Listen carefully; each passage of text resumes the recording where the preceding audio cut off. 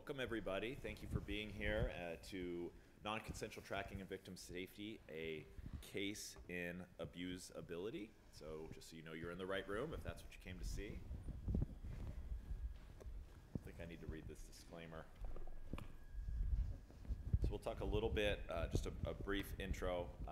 My name is Adam Dodge. I'm the founder of an organization called NTAB, which stands for End Technology Enabled Abuse, and I focus on the intersection of technology and gender-based violence, bullying, stalking, elder abuse, and the like, and how we can address and prevent the ways in which these familiar forms of abuse manifest in online spaces and on our devices. And my name is Eva Gelperin. I'm the Director of Cybersecurity at the Electronic Frontier Foundation. I work on EFF's Public Interest Technology team, where I have spent the last 15 years doing work that is focused on protecting vulnerable populations, including survivors of domestic abuse. And we both, we are both affiliated with the Coalition Against Stalkerware, which focuses, as the name probably lets on, is an organization of industry professionals and other like-minded folks focused on raising awareness about how stalkerware is misused, or actually it's used as intended to track people without their consent and monitor them without their consent. My pronouns are he, him. I also want to put a content warning out there. We are going to be talking about gender-based violence today and non-consensual tracking and how personal trackers do a really good job of amplifying stalking, and if to the extent that makes anybody uncomfortable or is activating or traumatizing or re-traumatizing in any way, shape, or form, we really want this to be a safe space. And if you need to step out or do whatever you need to do to really show up for yourself in that moment, we are here for it, and really want this to be an inclusive and safe space for everyone.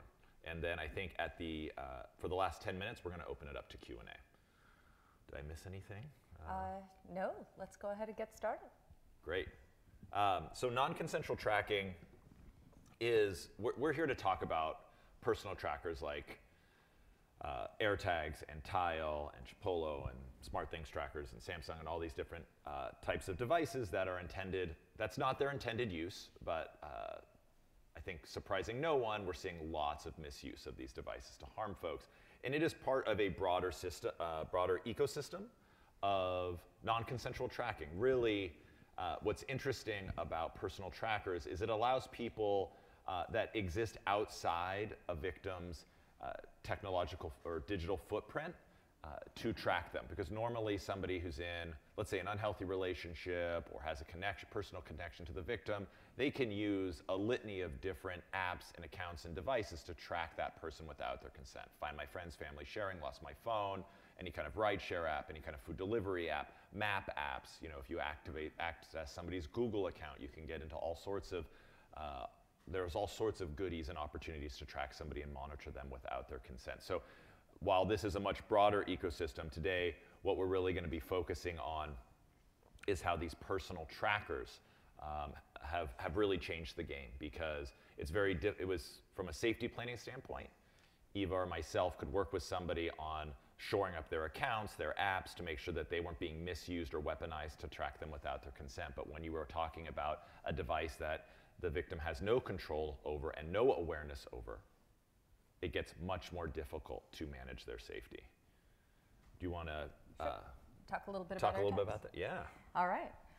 So a couple of years ago, Apple put out a product called the AirTag.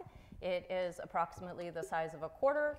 It is plastic with a little metal bit in the middle, and it is meant to be paired to your phone, and you attach it to a thing that you are concerned about losing, like your keys or your wallet. And when it works over Bluetooth, and when your keys or your wallet have gone outside of Bluetooth distance from your phone, it gives you a little alert, and it shows you in maps where the AirTag is located. Now, AirTags are not the first of these physical trackers. Tile, for example, has been on the market for many years. But there are some ways in which the AirTag is distinctly different. So one of the biggest problems with AirTags from a stalking point of view is that while the AirTag is really great for finding your wallet or your lost keys, it is also a really ideal tool for finding your ex, or stalking your children, or all kinds of other kinds of abuse. And that was something that we saw almost immediately. And the reason for this is that Tile, for the many years that it has existed, reports its location over Bluetooth to other devices that have the Tile app installed on them. And you may go all day without encountering a person who has the Tile app installed on their phone. But Apple's real innovation here was that they turned every Apple device with Find My turned on into its Bluetooth snitch network that would tell you where these AirTags were located. And as a result, you actually got much stronger tracking in much more accurate, long-range, and fine-grained tracking, which was very alarming. You can actually opt out of being part of the network, but that is buried deep inside many menus, and most people do not even know that their Bluetooth devices, or that their Apple devices, which are running Bluetooth, which have Find My installed on them, are part of this network in the first place. So that makes Apple much more effective, and it also means that it is a much better stalking device than the other physical trackers that are out there. And we started to see these things misused almost right away. Now, Apple is not completely stupid, so they included some anti-stalking mitigations at the time when the AirTag came out. The first was that if you had an iPhone and the iPhone noticed that an AirTag was traveling with you, you would eventually get a little pop-up notice saying, there is an AirTag traveling with you, and you would know to go look for it. You would have some idea that you are being stalked. How many people in this room have received a notice telling them that there was an AirTag traveling with them? Okay, a reasonable number of people. How many people in this room have iPhones? Okay, so I would say about half of the people who have iPhones have received this message. I was recently on the campus of Duke University, and I would say 100% of the iPhone users had received this message at one point or another. In many cases, these were false positives, and that is because if you live on a college campus, you are spending a lot of time traveling with other people and living with other people and being in very close quarters with people who also have Apple devices. The other things that Apple implemented in order to mitigate against stalking, it implemented a sound alert. A little beep would go off.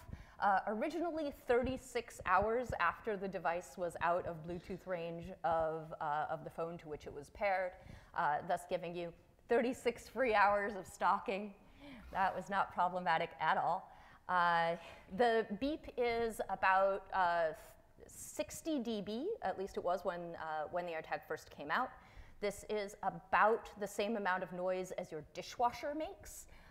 It is extremely easy to muffle 60 dB. I could muffle it by wrapping it in tape, thus sort of limiting the amount of vibration that you get from the built-in speaker. I could muffle it by sticking it between the back cushions of a car, which, let me tell you, happens all the time. And it is possible to simply remove the speaker. And in fact, on eBay, I found sellers that were selling AirTags with the speaker removed, specifically for the purpose of tracking thieves or stalking. So these alerts were not very effective and were really easy to circumvent. Furthermore, if you had the temerity to exist outside of the Apple ecosystem, a thing that Apple had great difficulty imagining, you got no alert on your phone. And you had to rely entirely on the sound alert, which, as we have discovered, is not very good. Yeah, even if you hear the sound alert, I don't know about you all, but if I hear a very low-level beeping noise that goes on for 30 seconds, I don't stop what I'm doing and freak out like I'm listening to a fire alarm. You know, I usually just ignore it because it could be a beep from really any number of electronic devices. So it's not a super effective tool anyway. And as I mentioned at the beginning, sometimes people outside the victim's digital footprint will use these to track them so they can't get inside the car. Anybody have any thoughts on where the #1 place we find AirTags outside of cars are? What was that? Gas cap's a good guess, but not the gas cap. Inside the bumper? Also a good guess, but not inside the bumper. We have found them in both those places, by the way, but there is one clear front runner in my experience. And tire well, also in there, but not the #1. Below the windshield wiper. Oh, that's a good one. I actually haven't seen one there, but I could see that happening. Any other guess? Under the hood? No. What was that? Trunk? See, this is one. Now, this exercise shows us that, one, there's a lot of places you could hide these things, right? And we still haven't found the #1 spot yet. Does anybody have any other guesses before I let you in on? Side mirror? No. Underneath? No. Exhaust? No. What was it? The grill? No. Oh, put them out of their misery. Okay, I know, it's just too much fun. They shove them behind the license plate. They shove them behind the license plate. They fit very well.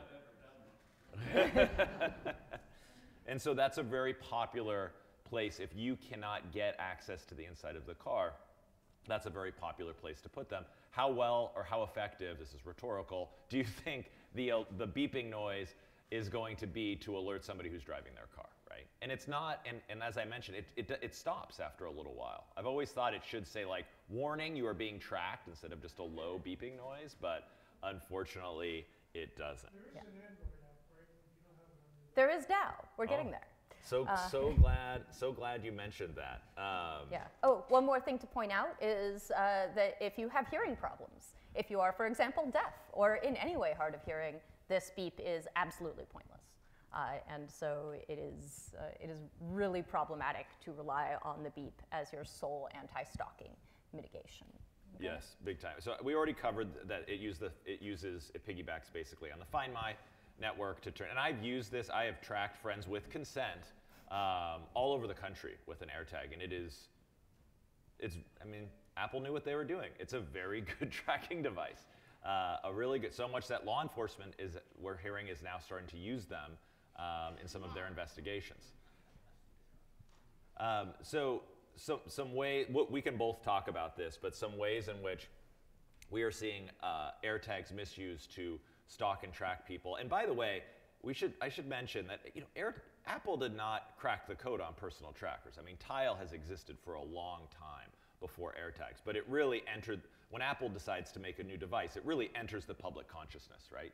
And people become really aware of it, and gosh, if you already have an iPhone, it just fits seamlessly with your devices, as all Apple devices are designed to do, and really easy to use. So I can just tell you that people will report that they are being tracked or stalked, and in a variety of ways, I have found them in really everywhere you can think. Everybody identified as a potential hiding place, we have found them there.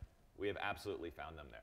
Very popular to put in children's belongings. If you've got two people with a child in common that are separated, they will put them in a child's belonging to pass it back and forth.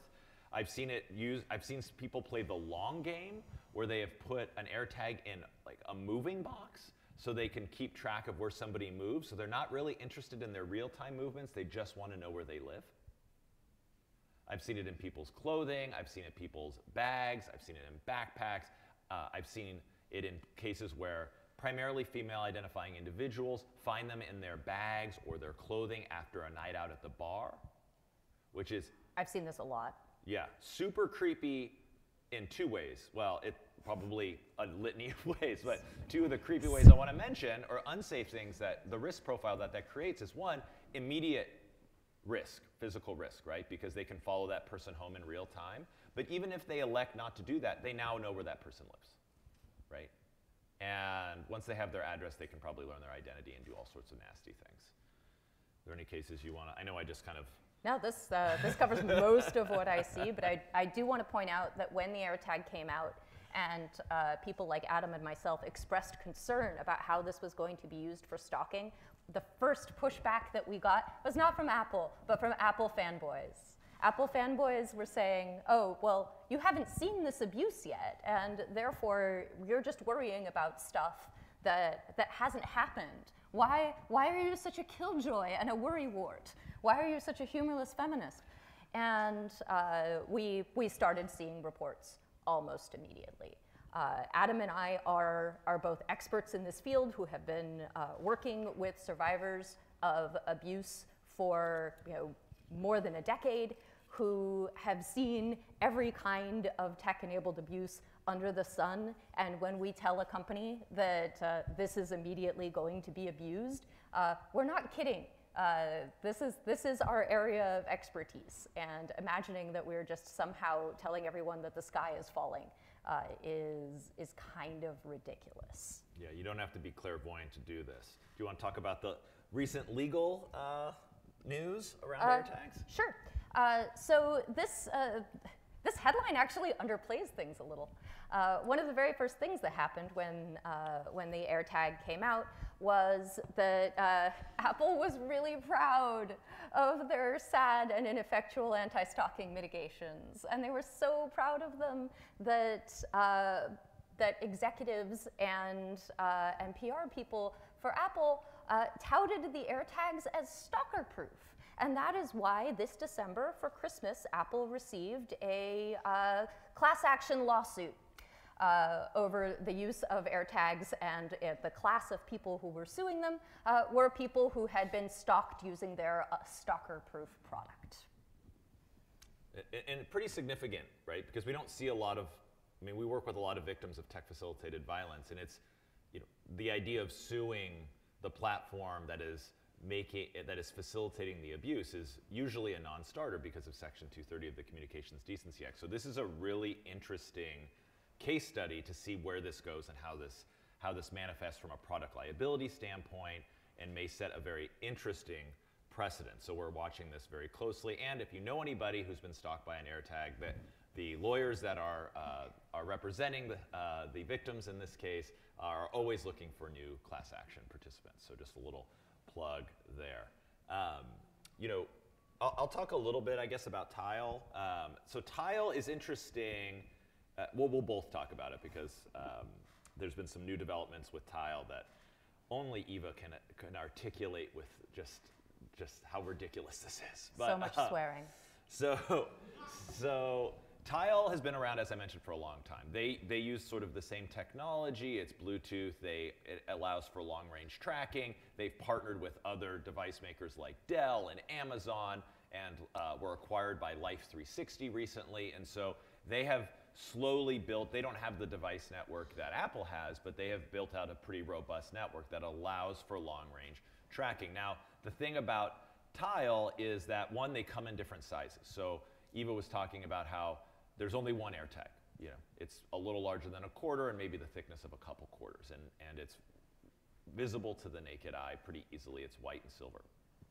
Tile makes the white one up there pretty identifiable, but then you get to the credit card size one, or these little micro dots that you can't even remove the battery from, right, to disable them. So they have a larger or more robust product line that makes it more difficult to find, because you can see here, like with those little dots, which are sticky, putting those somewhere on the chassis of a car, underneath a car, starts to get a lot more complicated. And as Eva's going to talk about, the tracking is not so great, or the anti-theft, the anti-stalking features for these devices are really disappointing. And they have other features like geofencing, so I can get an alert if I have put something in, or someone, and they leave their home or their work or wherever they are, I can get an alert, which Apple doesn't offer. So it's a very convenient, and a very attractive option for me to get these alerts if I'm a lazy stalker and don't want to have to constantly be checking the app. We see examples in our work anecdotally and also in the news that people find these devices out after a night out or in their cars, in their glove boxes. So it's a very common form, a very attractive form, very easy form of tech-facilitated stalking that folks like. And there's a lot of misinformation out there. Eve and I are constantly amazed. They posted this on Yahoo, and somebody says, well, hey, don't worry about Tile because it uses Bluetooth. So it's not going to track you long range. And they took that user comment and put it as part of the article, which is dangerously false information. So it shows us that there's a real lack of understanding. It's important that we raise awareness about these issues and how they can be misused, because clearly a lot of people are being a little careless with this information. A quick legal note. One of the things that I did while studying physical trackers was I took a look at cases in which a person had faced legal action and sometimes criminal liability as a result of having followed somebody using a physical tracker. And if you find an AirTag on your person, you can then bring that AirTag to your local police, who can send a subpoena to Apple, which Apple will honor, and they will tell you what account this AirTag has been paired to. And so it is very easy to identify the owner of an AirTag. And for some cases of stalking, this is actually not very useful because most of the people who are being stalked know who is stalking them. But in other cases, if they would like to take legal action, if they would like to prove that a domestic abuser is, say, violating a restraining order, if they are in the middle of a divorce and they are arguing about custody of the kids, sometimes this kind of information can be really helpful. Additionally, if you are being stalked by a stranger, for example, the situation in which we talked about someone slipping an AirTag usually into a female identified person's bag in order to know where they live, you can easily identify that person if you can get a subpoena to Apple, which Apple will turn around and honor. This is not the case with the other physical trackers on the market. And in fact, one of the big problems that police had in prosecuting people who were using Tiles in order to spy on people is that they were not able to definitively prove that the Tile belonged to the stalker. Yeah, it's actually really interesting because normally if you go to a local law enforcement agency and say, hey, can you go get this information from Apple? They're just like, it's a non-starter, right? But this is, I can't tell you what a big deal it is that Apple, well, it shows you that Apple knows they've got a problem on their hands if they are like very openly cooperating with law enforcement right now. They want to make it, rarely do they want to, pierce the veil of data user privacy, but they've got a real problem on their hands. So we're very encouraged by the steps that Apple is taking to make their device less stalker-y. Not so the case with our good friends at Tile, owned by Life360. Oh, Life360. I'm not into you. So Life360 bought Tile. There were many stories about the dangers of physical trackers being used as stalking devices. Apple put out an Android app that you could use in order to scan the area to see whether or not you were being followed by an AirTag. This kind of, they were essentially trying to create feature parity for people who existed in the Android ecosystem. We will talk a little bit about how successful or unsuccessful that has been, but they tried, and they have put out an app. So Tile followed suit, and they also added an ability to run a scan in the Tile app to look for tiles that may or may not be following you. And we will also talk about how successful that may or may not have been. But in the end, it doesn't matter how well that scanning worked, because recently, I think as recently as a month ago, Tile announced that it was adding an anti-theft feature which would turn that scanning off. So now the scanning is completely pointless. One of the big defenses that we hear all the time from people who would like to continue to make physical trackers, but are constantly told if you have to add all of these anti-stalking mitigations, what they tell us is, but if we add all of these anti-stalking mitigations and someone steals something that one of our physical trackers is attached to, it will alert the thief. And you may notice that Apple does not advertise the AirTag as an anti-theft device for this very reason. However, Tile does. And that's sort of implicit in having an anti-theft mode. But you cannot make an effective anti-theft device, a device that travels with the thief, tells you where the thief is, and does not alert the thief without also making a perfect device for stalking. The argument about this is very similar to the argument about backdooring end-to-end encryption, which is an argument that I have with governments at least once a year, in which they tell me it's very important for governments and law enforcement to be able to see the contents of people's end-to-end encrypted conversations, and we tell them you cannot do that without compromising the security of everyone who is using these things. And what they tell me is, no, we're just the good guys. Just if you have a subpoena, just if you have a warrant, it will be fine. And I try to explain to them that you cannot create a backdoor that only the good guys can walk through. And what they tell me is, you're a nerd, just nerd harder. And this is essentially the same situation that we are in with physical trackers right now. I am telling them these two things are fundamentally incompatible. You cannot have your cake and also eat your cake. And what I hear from the makers of physical tracker companies is, just nerd harder. Nerd harder. It will be fine. We just want to make some money. And part of that is because almost everyone has had the experience of having something of theirs stolen. Everyone has had something stolen and thought, man, I would really like to be able to find this person who has run off with my thing in order to have a nice, calm conversation with them in which they voluntarily give it back. And not everyone has had the experience of being stalked, of being in a domestic, in an abusive relationship with someone that they work with, or someone with whom they are in a romantic relationship, or someone with whom they used to be in a romantic relationship. And so the anti-theft sort of scenario is something that everyone can relate to. But the anti-stalking scenario is something that a much smaller and narrower group of people, people who are disproportionately not the makers of these kinds of devices, can relate to.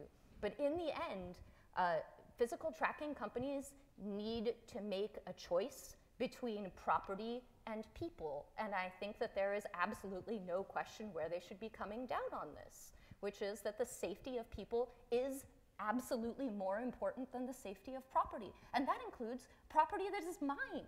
That includes property I'd like to get back. That includes people I don't like. And I think that a lot of the physical tracker companies are really missing this extremely important point, because they continue to believe that if we just nerd a little harder, we will be able to tap into this extremely lucrative market of people who would like to be able to track their lost stuff. So we'll move to, we have about 10 minutes before the Q&A, so and Eva has done some really... Oh, we have 20 minutes for the Q&A. Well, we end at 10:30, and we're going to stop 10 minutes before, right? So okay, 10:20. yeah. All right, 10 minutes. I'm saying this only because Eva has done some really amazing research that has never been shared before, actually, and so y'all have to hear about this because it's really awesome. Quickly, I'll explain about smart tags. Eva can talk about Chipolo. Oh, brother. So it's not just a two-party state when it comes to personal trackers. We have expanded beyond Apple and beyond Tile. We have Galaxy smart tags from Samsung's or SmartThings trackers. There's a 7 million device network that they can use to track.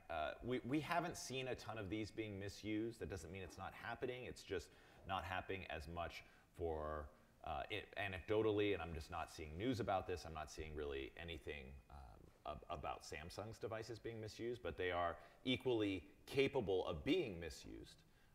They have offered some anti-stalking features, but I have attempted to ferret those out and use them and have been unsuccessful in doing so, so it's very confusing. And so if it's confusing to somebody who's not being stalked, somebody who's in a moment of being stalked, or in a crisis situation, that is just really unhelpful. But what about Chipolo? So Chipolo has no anti-stalking features that I have been able to discern. And they advertise that they actually use all of Apple's Find My network. So it is just as powerful as an AirTag with no AirTag alerts, which makes it a really ideal tool for stalking. I think that right now, the only thing that has saved Chipolo from this kind of attention has been its relative obscurity, which is why I have not been alerted to any people who have been followed using one of these devices.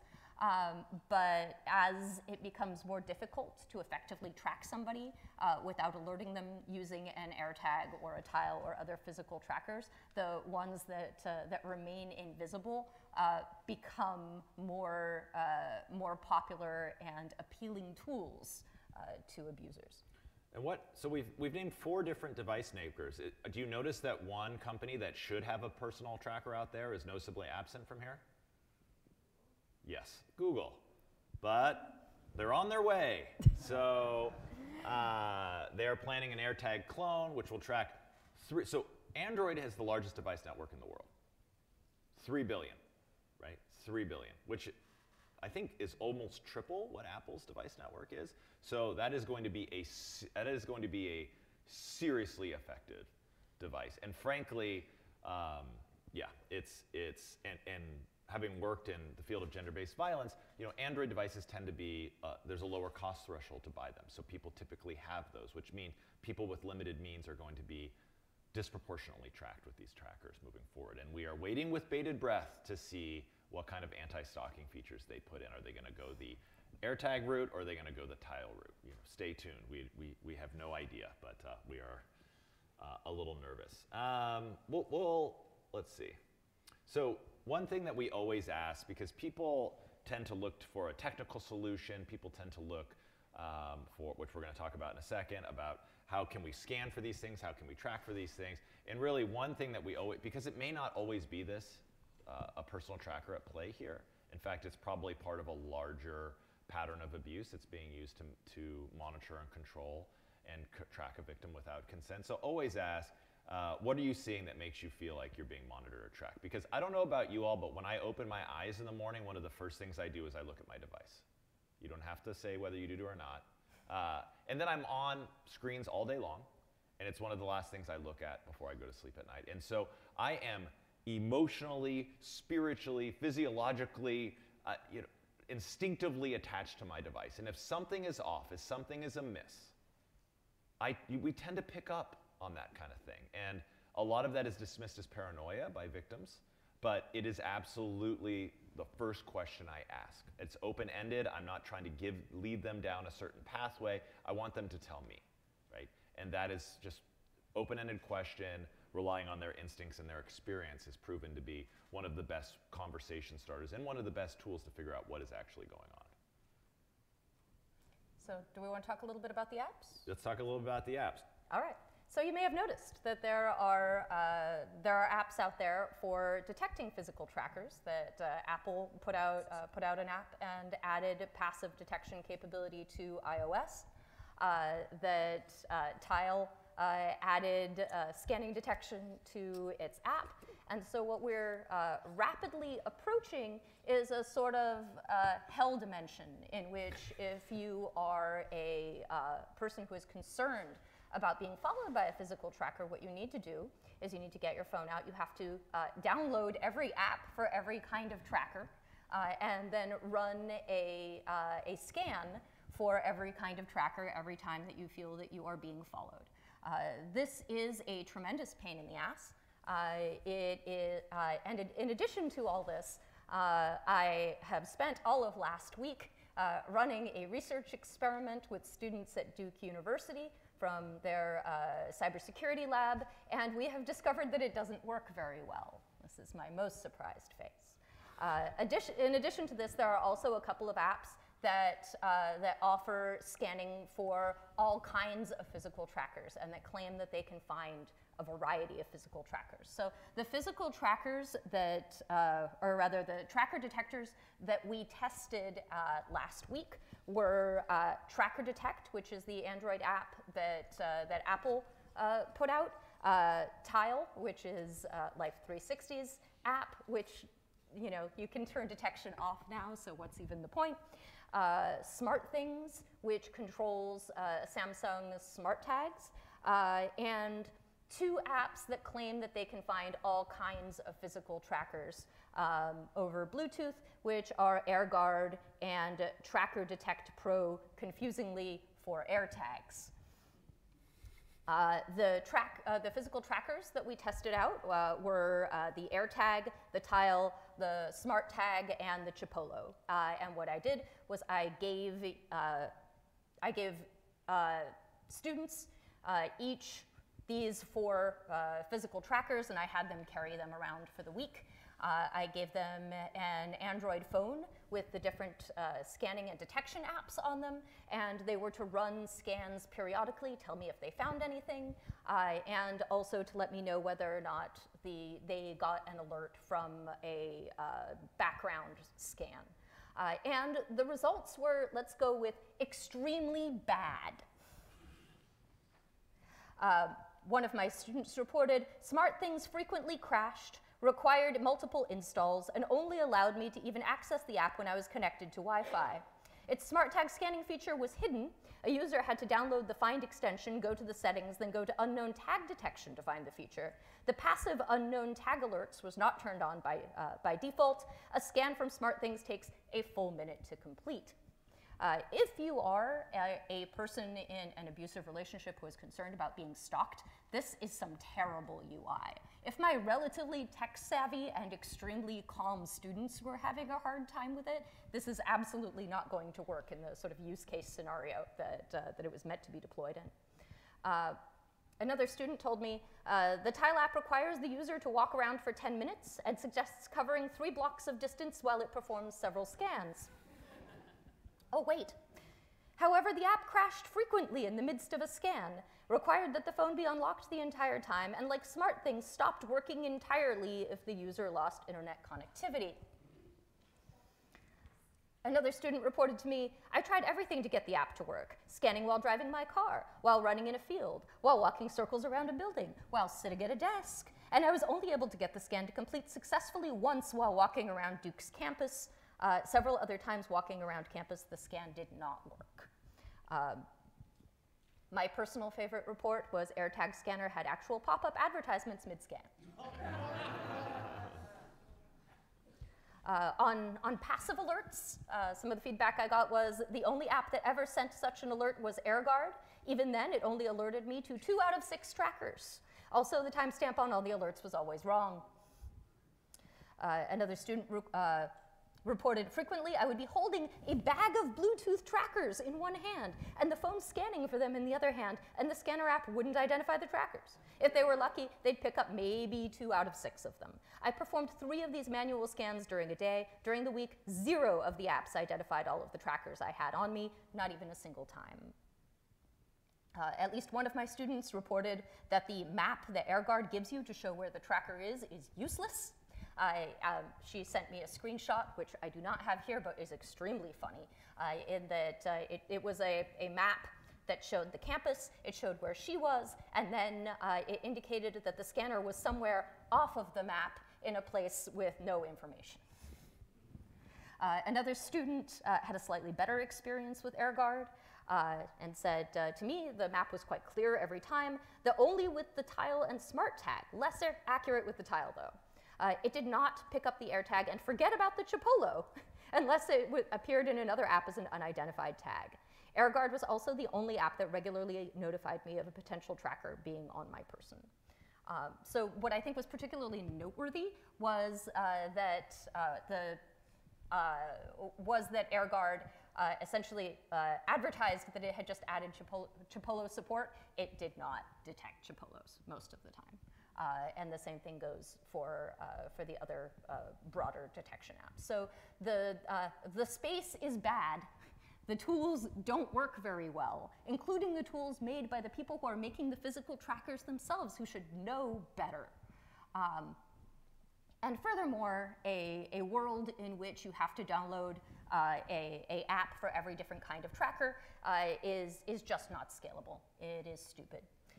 So I have some policy suggestions. That's how you can tell I've been in public interest technology for too long.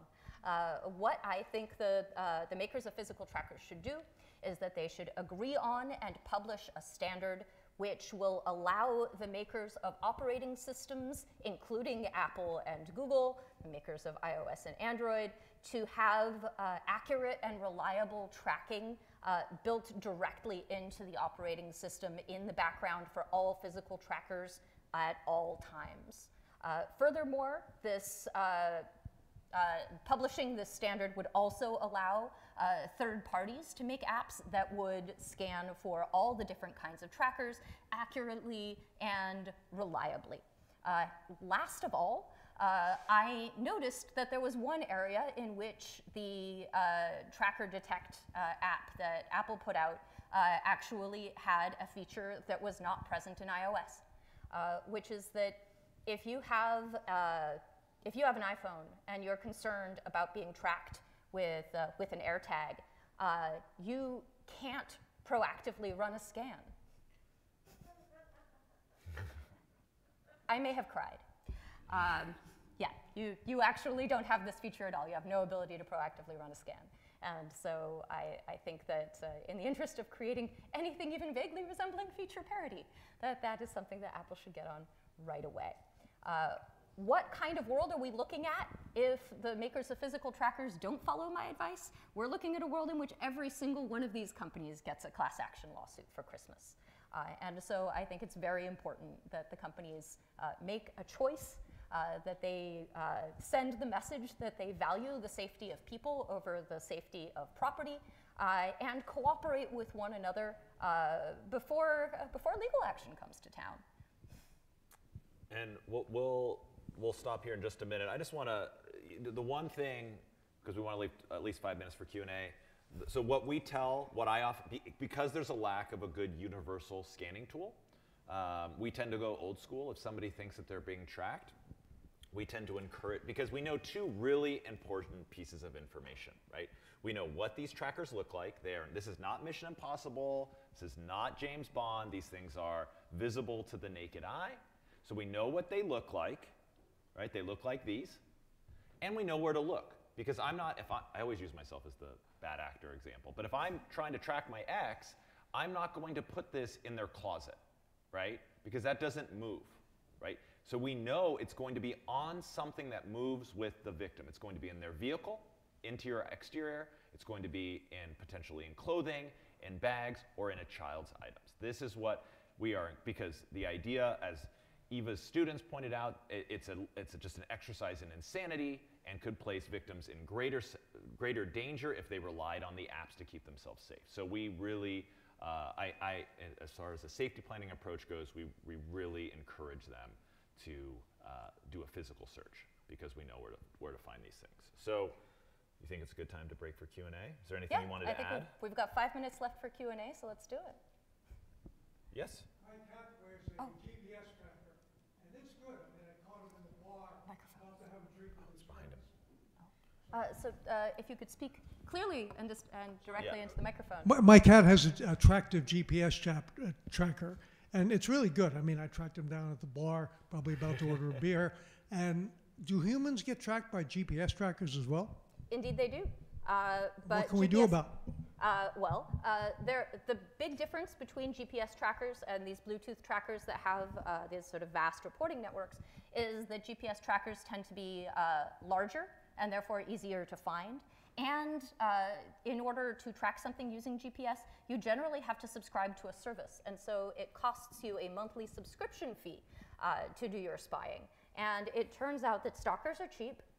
And so if they can stalk you for just paying $25 for a physical tracker the one time, instead of paying $40 or $50 a month in order to track you, they will absolutely choose the physical tracker every time. Would you have seen examples? Yes, I have absolutely seen people who are being tracked using GPS. I'm just, in the interest of harm reduction, I'm starting with the most widespread and easily abused tools and then working my way down. Anybody else? I think we have time for like Yes. 2 more questions. You mentioned folks getting sued, class action lawsuits. Who are we talking about getting sued here? The device makers, the tile makers, etc.? Yes. The class Or- action lawsuit filed in December was against Apple, and the class of people that it was representing were people who have been stalked using AirTags. How much do you see the fact that the phones, I mean, fundamentally the phones provide the hardware for all of this, right? Do you see something there as well? I mean, certainly you can also track people by covertly installing software on their phones or by abusing my, Sorry. Find My or any of those things. I started a whole coalition. I'm sorry, this is probably recorded. I meant, is this recorded? Yes. Yeah. The operating systems on the phones enable the tracker apps, right? They do, but Could they also be dragged into this? it is unlikely because they're not the people who are making the physical product and then advertising it as perfectly fine and not harmful. Thank you. In the investigations you're doing, what percentage are you seeing these hardware-based trackers versus like a software-based stalkerware? Well, it's hard to do a direct comparison, but I would say that both of them are extremely common and that it is also common to see an abuser use both. I have been really surprised to see that abusers really go all out. That you will rarely see just one tracker just that one time. What's more likely is that you will see one tracker, then you will see like 3 more trackers if that tracker is found. Then you will see some attempt to covertly install surveillance malware on the person's device. They will just keep going and they will use every method of spying or stalking available to them. Sometimes even like a suspenders and belt approach, where you do as much stalking from as many different directions as possible and then just hope that, that you have exhausted the victim and so that they don't find everything. And if they don't find everything, that you still always have a way in. Thank you. This was a great presentation. I'm wondering, as far as Apple's response to subpoenas from law enforcement, do you have a sense of how quickly they're turning around those requests, given the time sensitivity of these issues for folks who might be in direct danger? I don't have statistics on that, and so that is a question for the lawyer board cube at Apple. Cool, thank you. Okay. Thank you, everybody. Thank you so much. Thanks so much.